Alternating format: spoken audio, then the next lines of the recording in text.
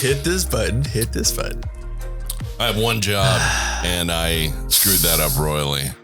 My whole job at the beginning of this thing is, yes, I talk, I have fun, me and H converse, but the first thing I'm supposed to do is press record on the camera and on the board. No. So today we're going to be doing something a little bit different, but I want to thank you for coming to the Mix It Up podcast with your host, Joel Hawkins, as well as H. Jones in the building. So, okay, so there's this movie that came out, Scott Pilgrim versus the World. This is one that I want to do, not on the list. I don't care. I know it's going to get 30 views, but I don't care. But when I saw this part of the movie, I'm like, it's an actress and she's mouthing the words, blah, blah, blah. And I looked it up and it was Metric Black Sheep. And it was a decent song. So I was like, man, I really want to check it out, see how they originally did it. So I heard the original band play it and I was like, oh yeah, but that's different. That's very different. Then I realized what happened. Brie Larson actually sang in the movie for that song. So she covered it essentially. And I went, huh. So, which shout out to Metric for being cool with that, because not every band is going to be cool with like an actress going, hey, I can do it better. Yeah. And they're like, it's my song, your movie, but and I'm sure they were friends or something. There had to have been, because otherwise people would have been not wanting to sign off on stuff. But Metric Black Sheep, we're going to be doing Metric Black Sheep, Brie Larson vocal version, which is in the movie Scott Pilgrim versus the World. Which I was kind of amazed because, they don't show much in the actual movie. It's like a half a verse and a hook, like 30 seconds. Because then they go back to the movie. Yeah. So I'm wondering how they edited this so it had everything. And I'm amazed that they recorded the full song, which that's cool. So I guess we'll check this out. Don't forget to like and subscribe. Make sure you hit a bell notification to know when new videos are coming out. And if you could, check out the mk5store.com. And right now, if you type in the code we see you, how do you spell that? Exactly how it sounds. It could be the letter but it C. isn't, because it's exactly how it sounds. It's exactly how it sounds. We, WECSEE. There you go. UYOU. You went to there. So we're going to be checking out Metric Black Sheep, Brie Larson vocal version. Usually we like to have quicker intros, guys, but Horsefly, and this is an unusual situation video-wise. Yeah. Arson? Did you say arson? The Larson. Arson. That makes more sense. Okay, let's check it out. The big Larson. And then it was time for Toronto to drown in the sweet sorrow of the clash at Demonhead.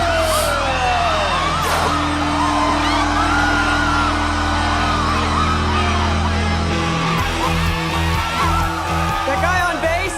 Oh, yeah? That's Todd. I know. Oh, yeah? You know? Oh, yeah! Oh, no. Hello again, friend of a friend. I knew you were.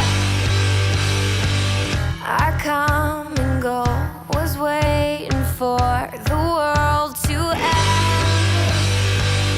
Now that the truth is just a rule that you can bend, you crack the whip, shape shift and trick the past again.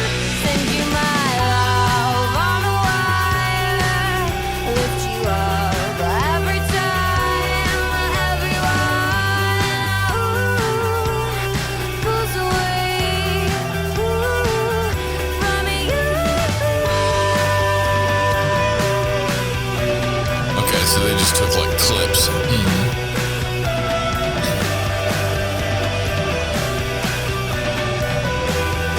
Ramona is fine. Maybe it's the multicolored hair.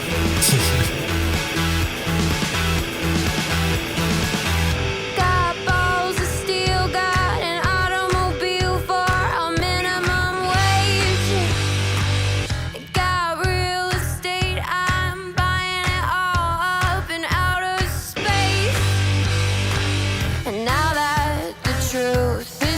just a rule that you can bend. You crack the whip, shape shift and trick the past again. Send you my love. That's a good choice for that part. Lift you up every time, everyone pulls away. It's a mechanical ball, and number one, you take a ride from anyone. Everyone wants a ride and pulls away from you.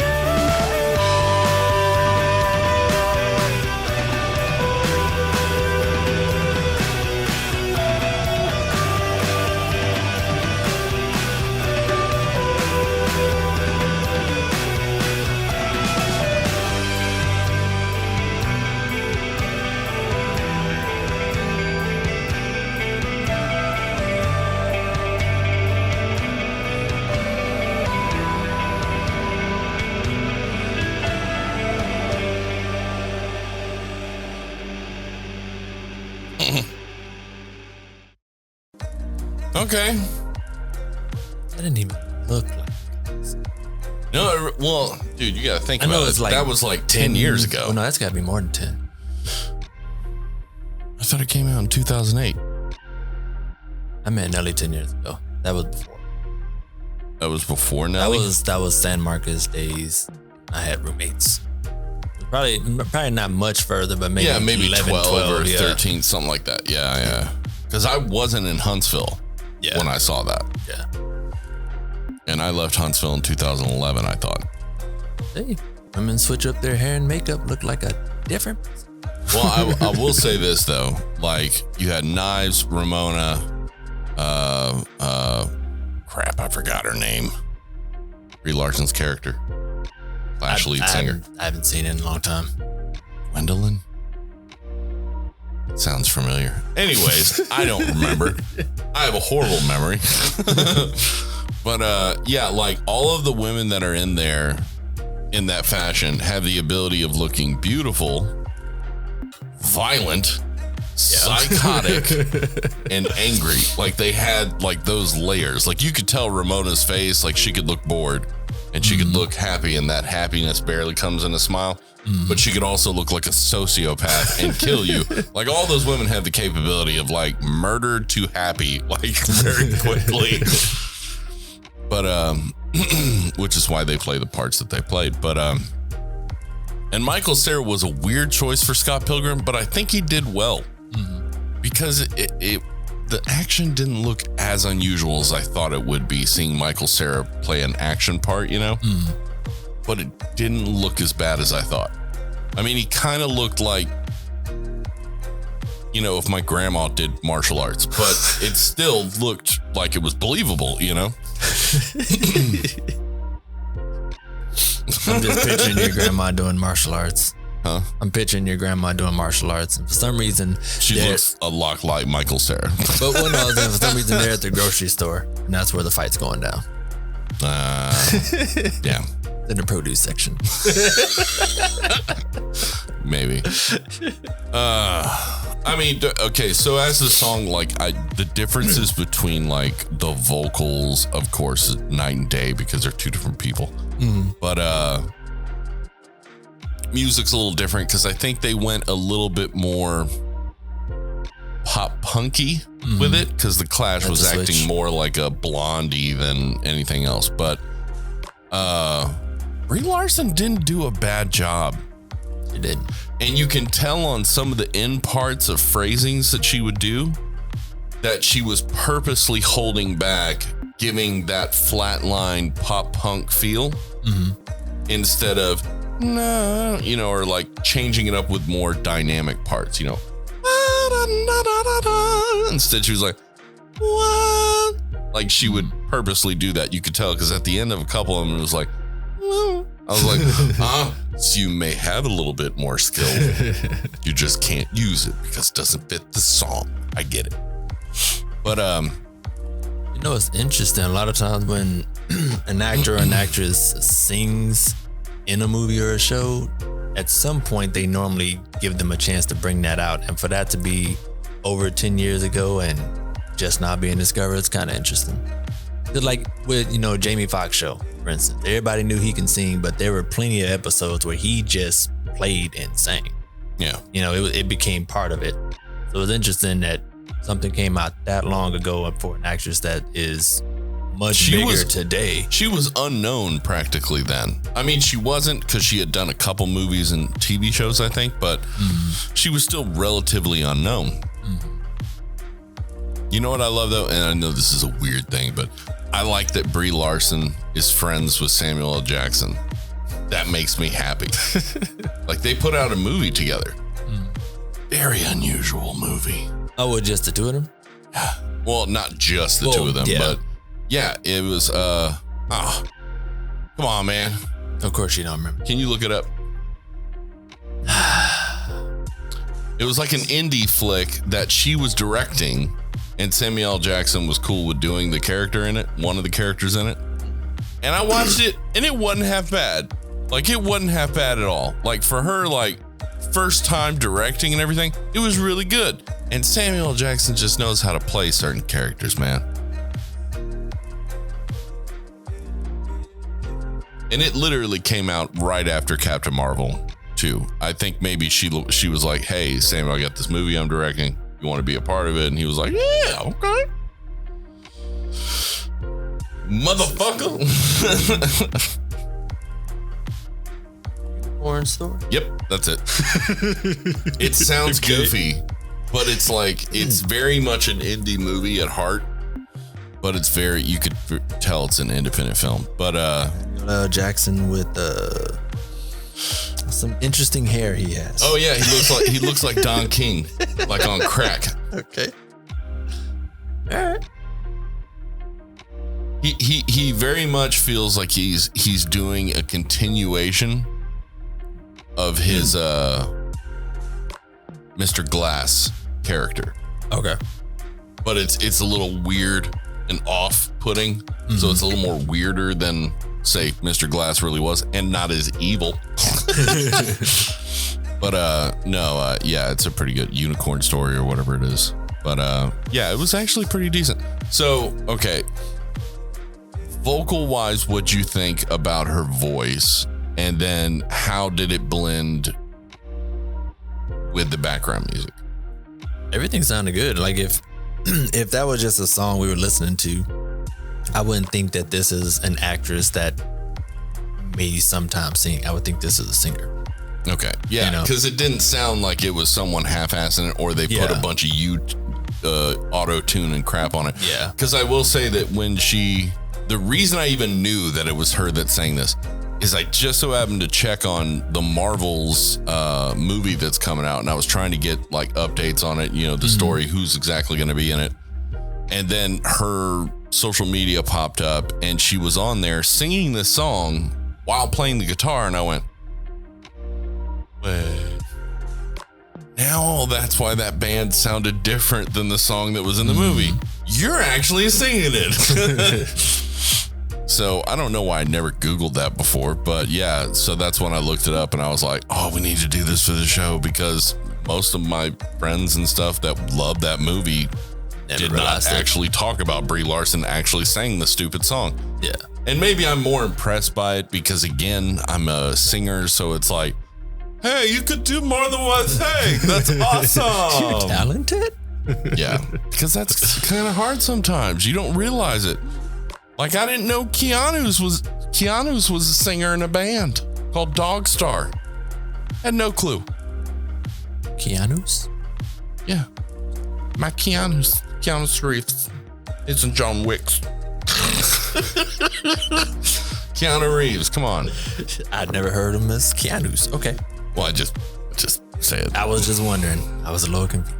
But all right, he was in a band. I don't say it all the time. I didn't know he was in a band. He was a lead singer of a band. And what's funny is Dog Star was, I think he was playing in Dog Star like around the time he was in the Matrix movies, which, how people were even cool with that. But yeah, he never cared about trying to promote that within his acting. He kept them separate. And I was like, that's respect. gotta have respect over an artist that does that. They separate themselves with that. Because you got to think about it. If you're Justin Bieber and you start acting, you're going to talk about acting and you're going to talk about doing music all the time. Yeah. But it's nice that they act just like when they were actors coming up. They're not trying to just self-promote needlessly. It wasn't what people originally liked them for. They're letting people discover them on their own. Right. And that's cool. Right. I have mad respect for people like that. Because, what was it? Anthony Hopkins is a classical music player. I could see that. He plays piano. I could see that. Amazingly. I want to say there's a lot of classical music in the movies that he's in, so I could see him having influence on that. I'm still amazed that talented of an actor ever was cool with playing Hannibal Lecter. That is essentially a horror character. Yeah. He goes from, ostensibly a very prestigious acting career, and he's like, the nice candy and fava beans. I'm like, wow, that's a 180, man. But then you have what is his name?